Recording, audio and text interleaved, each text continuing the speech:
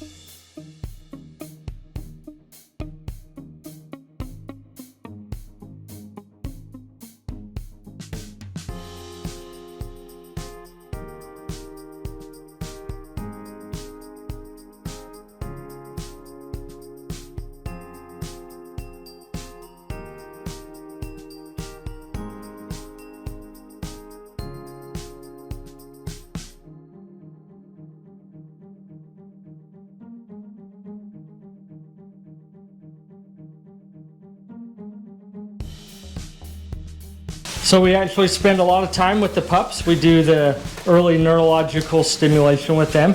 That was a program developed by the military to help improve the mental and emotional capacities of the dogs that they're using in their training program and service work in community things to just help them from their first 2 weeks of life to be able to, they basically improve how many pups they can pass for their training programs with the early neurological stimulation.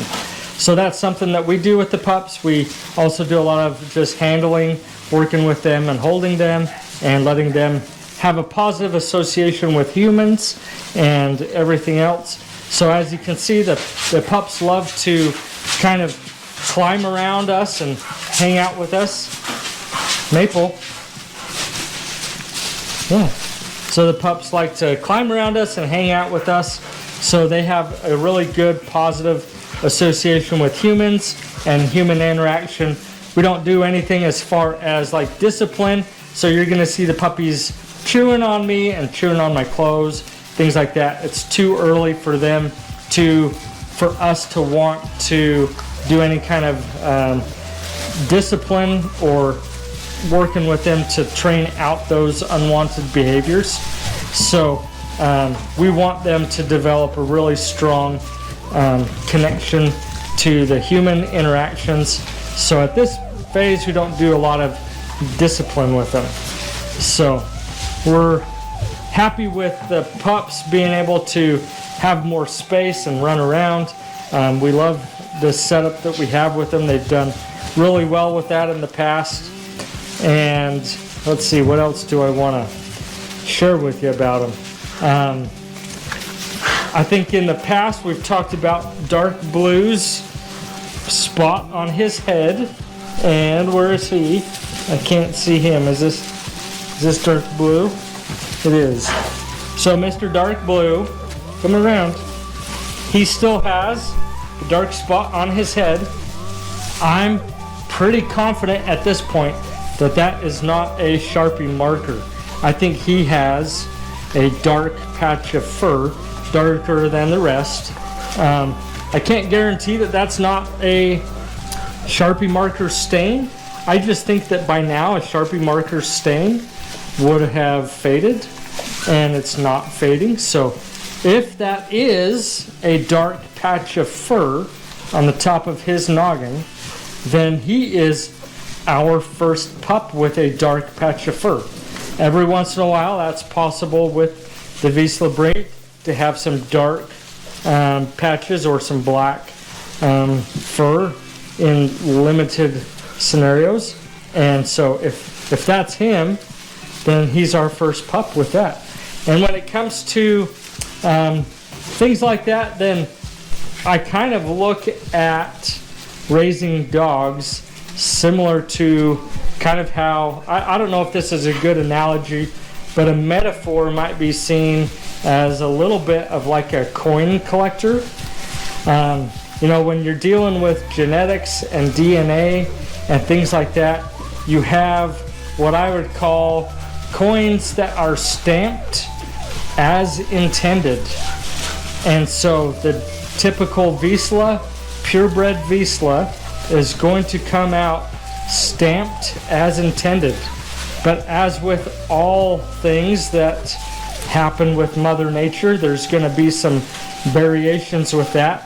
And coin collectors, they love those variations.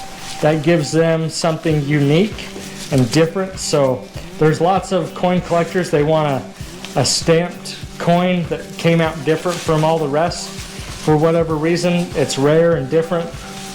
I'm not saying that we favor different Vizslas than the breed standard, but it is one of those things where genetics wise, then we see a little bit of a possibility with anything that Mother Nature gives to us from the genes of the breeds that were used to create the Vizsla line. So sometimes seeing these different variations come out through our pups gives us a little bit of a snapshot and a little bit of a clue into the past about some of the genetics from the early breeds that were used to create the Vizsla. So in a nutshell, we could go back in time. If we had a crystal ball, we could go back in time and look at every dog that was used to create the Vizsla breeds, and eventually somewhere back in the line we would find one of them with a dark patch of fur somewhere, somehow. And so that's just in their genetics, in their DNA, and eventually that gene or that DNA pattern is going to express itself. And so sometimes when we see that coming through our pups, it's just kind of interesting to see that.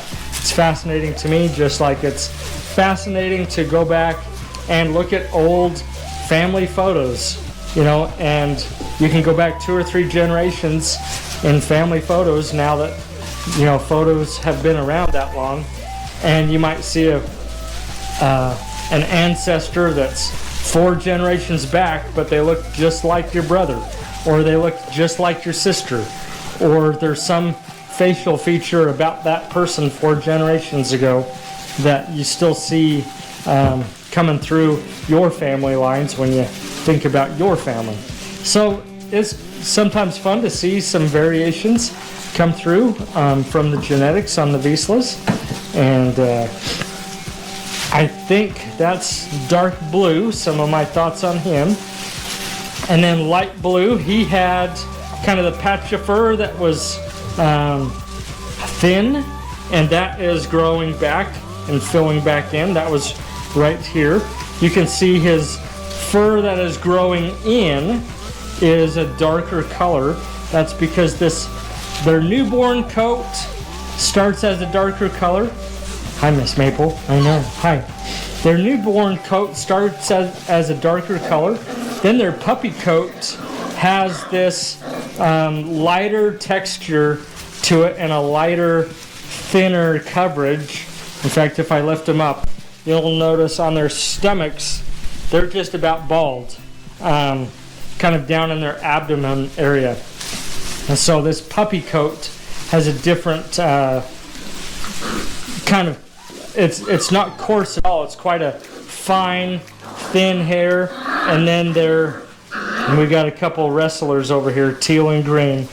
That's totally normal. We actually pay attention to these wrestling matches. Every pup takes turns wrestling each other. It's kind of how they establish their hierarchy, and we pay attention to which pups initiate the wrestling match, and we pay attention to which pups give up during the wrestling matches and which ones persist.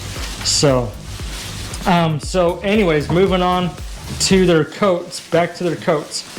We see their coat composition change during these puppy phases for these first few months that they're here with us.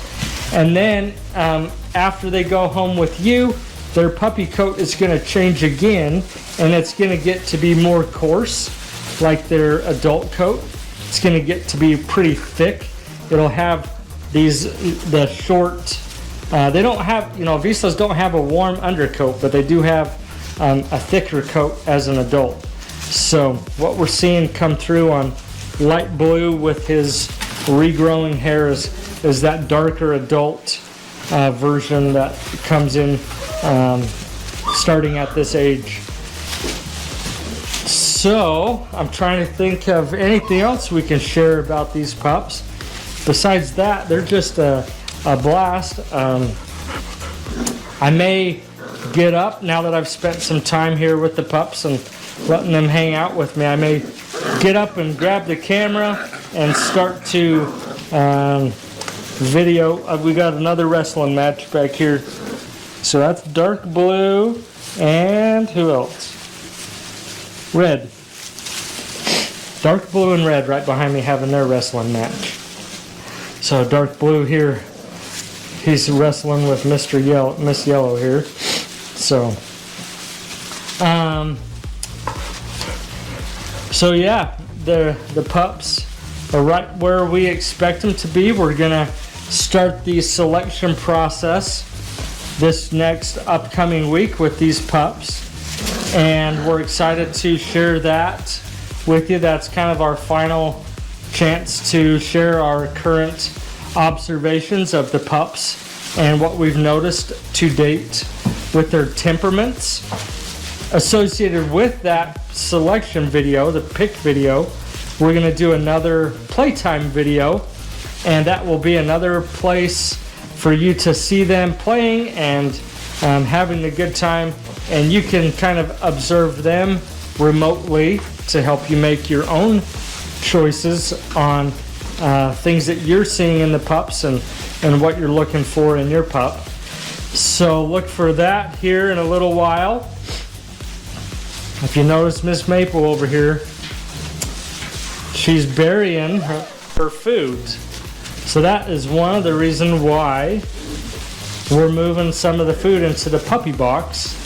Is it's common for mamas to have a nesting instinct to preserve their food, and they kind of muzzle the shavings over their kibble or their other food that we feed them, and it's just their instinct to save it for later if they're not hungry. So we're excited about trying out the puppy box to keep the kibble, clean of shavings and things like that. So the selection video is going to start next week. We'll have another playtime video.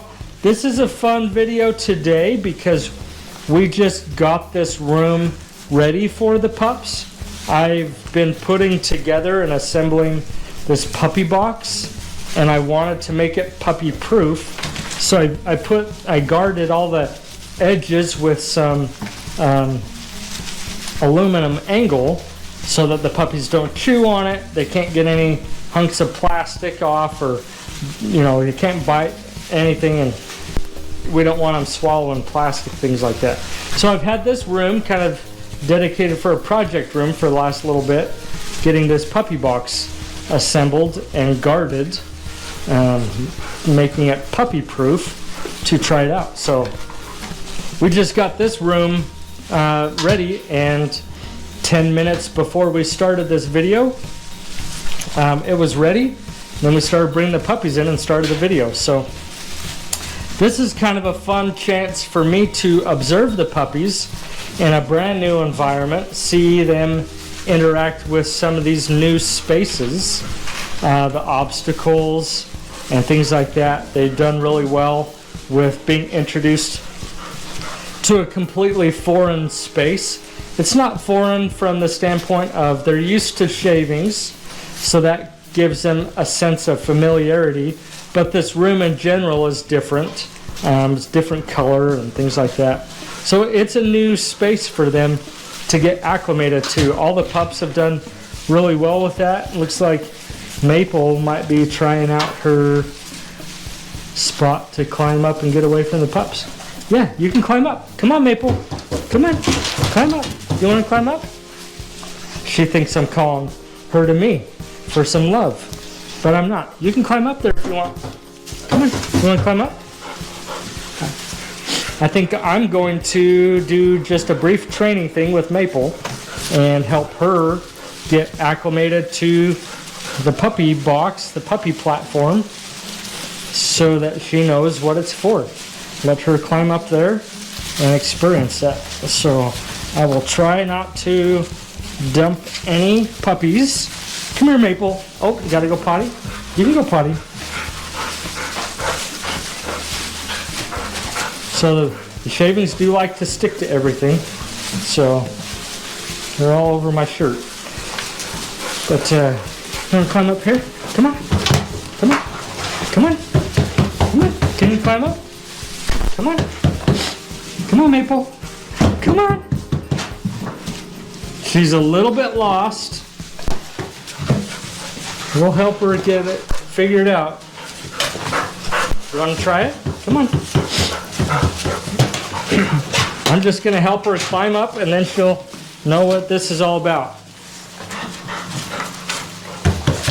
Come on. We actually don't let our dogs up on our couches, so getting up on what she might perceive as furniture is a novelty for her. Come on. Come on. Good girl. Good girl. Okay. Okay. Good girl. Yep. Good girl. Okay. There you go. Hey, pups. Hey, Maple. Good girl. What do you think? Is this a good place to rest? You like it? Huh? Is it a good place to rest? You like it? So she's doing fine up here. We'll see if she kind of makes it her own here. She gets comfortable and wants to stay put or not. So I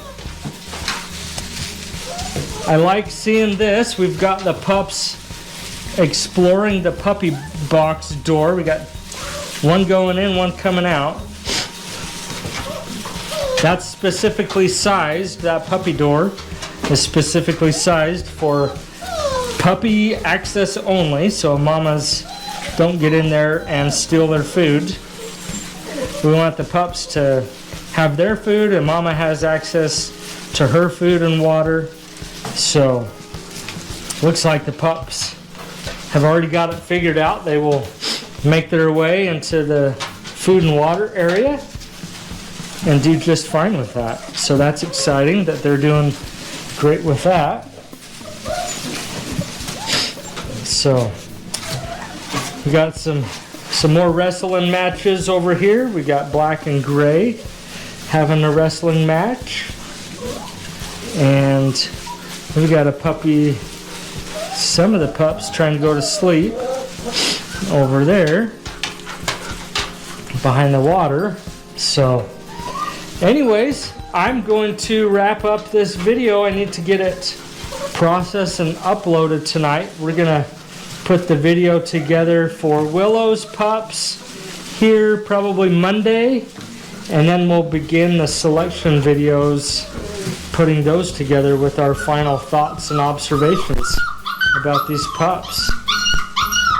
We got Yellow over here looking for some water, and she was going after Mom's water bucket and figured out she couldn't get it. So I'm going to teach her where the new water is, so they can smell the water and whatnot in there. We'll let Maple climb down. We got some potties going on over here. This purple's going potty, so I'm going to clean that up. We try to keep the shavings clean, and we expect them to do their potties. So I'm going to grab a bag here.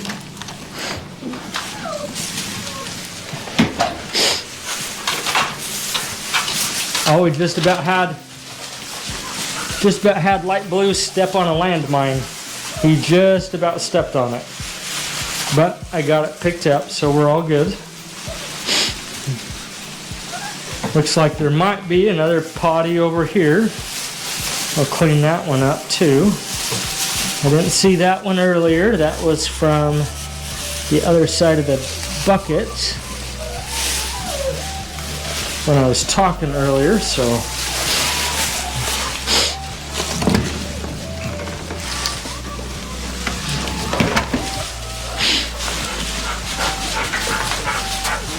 basically I think that's gonna wrap up today's video.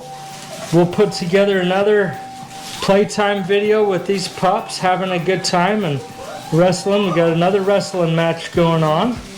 We got Gray and Red over there, so that's normal puppy behaviors. We got Black going to sleep here. We've got Light Pink in the corner asleep. We've got Mr. Orange and Teal in here. They've been doing their water and food break. So I think Mr. Orange has been in here a while. I haven't seen him out too much, so I'm gonna bring him out. He's probably had plenty of food and water.